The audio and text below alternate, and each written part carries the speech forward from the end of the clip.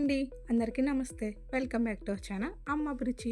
ఇవాళ రెసిపీ వచ్చేసి బాలామృతంతో కేక్ అండి. సింపుల్ అండ్ టేస్టీగా ఉంటుంది. కేవలం 4 ఇంగ్రీడియంట్స్ ఉంటే సరిపోతుందండి.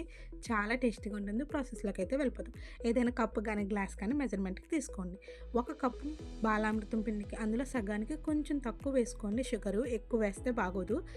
1 గ్లాస్ బాలామృతం పిండికి సగానికి కొంచెం తక్కువ షుగర్ వేసుకొని మిక్సీ పట్టేసి ఒక గిన్నెలో అయితే వేసేసుకోండి. ఇందులోనే 1 స్పూన్ యాలకుల పొడి, ఇందులోనే కాచి చల్లార్చిన పాలను కొంచెం కొంచెం వేసుకోండి. ఎక్కువ పాలు అయితే పట్టుకొని బాగా కలిపేసుకున్న తర్వాత ఒక ఈనో ప్యాకెట్ కూడా వేసేయండి.